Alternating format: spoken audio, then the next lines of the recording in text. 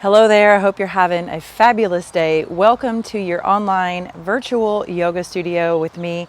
I'm Tarish, and I say welcome to your virtual yoga studio each and every time I make a video, because yoga, if you didn't know, is so much more than moving our bodies physically. Yoga is literally a way of life. Yoga is a way of contemplation. Yoga is a way of escaping the trap of I will be happy when. This is really what the practice and the foundation of it is. It's a way to get out of the prison of the programmed way of thinking, the programmed way of suffering that we have been somehow ingrained to think is the way. So yoga means to reduce suffering. Suffering in the body by moving physically, suffering in the heart by letting go of old resentments, old belief patterns and ways of thinking and being, and also the mind. Suffering in the mind can cause us to really stay small and not live to our fullest potential. We can suffer in all of these three different areas: body, heart, and mind. And that's why I've created this virtual yoga studio for you, so that you can start to understand a more broader concept of the gift of yoga. So I'm so glad you're here. Today I wanted to talk about why we retreat. What's the purpose of retreating from your daily lives? Well, did you know that by the time that you're 35 years old, you're basically just a conglomerate of beliefs, habits, and patterns? We just are on the hamster wheel of our beliefs and our patterns and our habits. And if we don't take conscious time, meaning getting off the hamster wheel, to step out and look at ourselves and look at our lives, then we'll just continue on that wheel, the wheel of thinking, the wheel of feeling, and the wheel of doing the same thing over and over and getting the same result. Albert Einstein coined that as insanity. And we all know this. We all know that by doing the exact same things over and over and expecting a different result is crazy.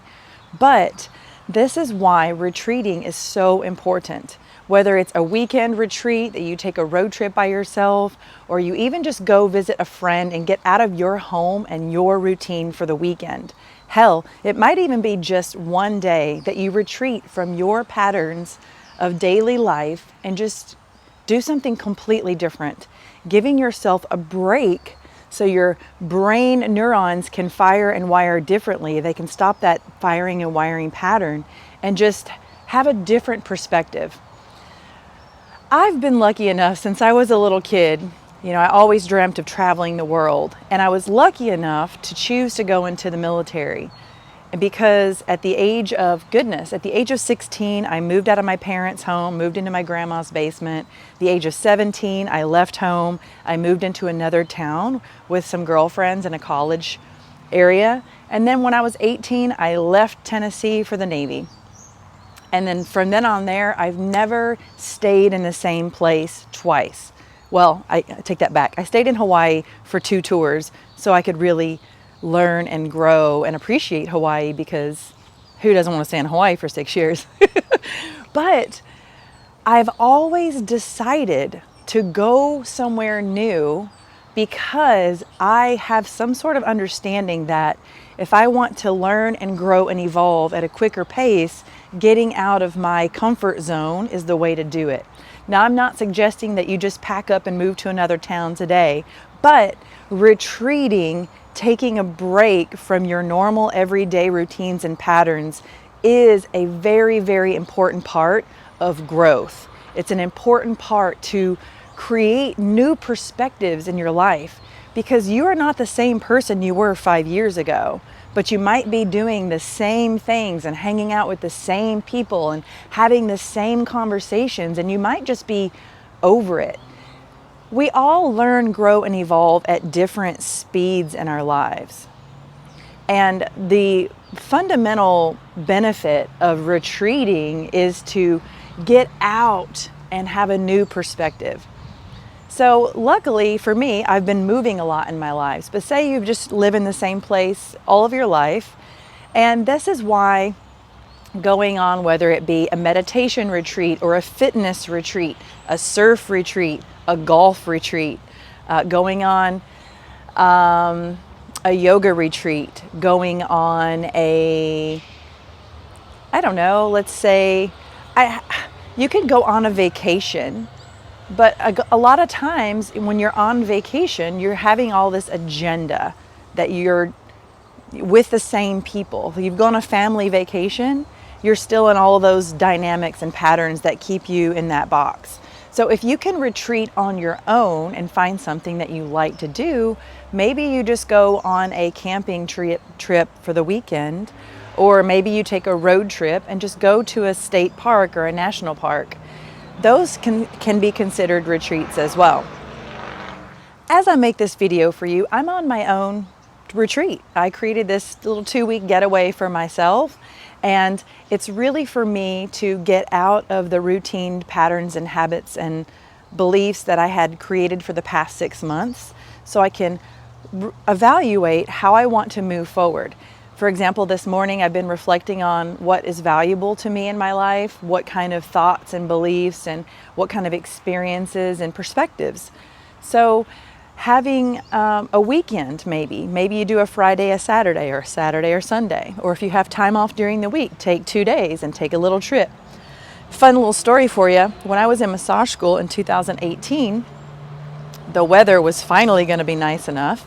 So for 4 days, I turned off my cell phone, and I know that might not be feasible for some of you or many of you, but I turned off my cell phone, didn't even use it for music, I didn't even use it for GPS. I turned off my phone, got in my car, pulled my camper, and went on a 4-day technology and music and everything free 4 days, and it was literally life-changing for me because I really got to write, I really got to feel, because I wasn't connected to anyone or anything outside of myself. It was me and nature, and it was phenomenal.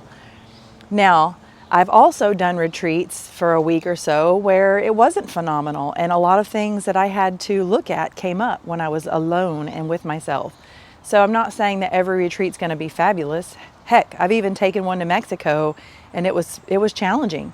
I went on a wonderful retreat to Tulum, Mexico with my favorite teachers on the planet. But during that retreat, I was processing a big death of my previous career, my previous relationship, and to be honest, my previous identity. I was going through a big transition, and I had to let some things, quote unquote, die. And that few years, to be honest, was super challenging, but I'm better for it now on the other side of things. So retreats can come in all different sizes, shapes, and colors.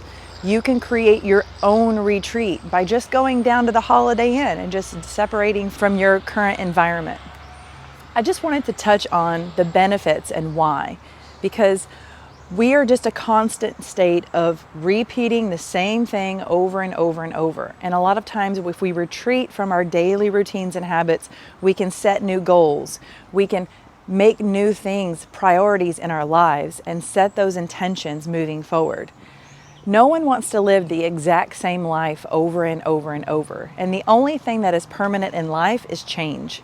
So sometimes it's better to retreat and make the changes and choices with our free will than to have something tumultuous happen where spirit has been trying to get your attention and trying to get you to pay a little bit attention to change something.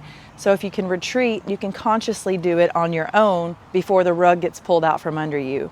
So only you know those little things that have been tapping you on the shoulder saying, pay attention to me. Hey, I want to do something different. You have urges, desires, goals, dreams, and things that you want to do in your life. And finding a spot or a space to retreat is a wonderful time to really give yourself the love and attention that you deserve, to give yourself those intentions. And what an intention is, it's just taking your energy and putting it forth, a desire, dream, or goal, and putting your energy in a positive state toward that thing or goal. I hope this was helpful. If you have any more questions about retreats or how to make your own retreat, I will totally help you out. I love helping people make a little retreat work for your life. So just message me and let me know what your constraints are, what your questions are, and I can help you figure out how to best fit a retreat into your lifestyle. Even if it's just for one day, you deserve the time to give yourself to separate from the neural pathways that have created these beliefs, habits, and programs, giving yourself the break so you can look and say, how do I want to exist and move forward in my life? This is the gift of retreat. All right, I will see you in the next video, and I hope you have a wonderful rest of your day.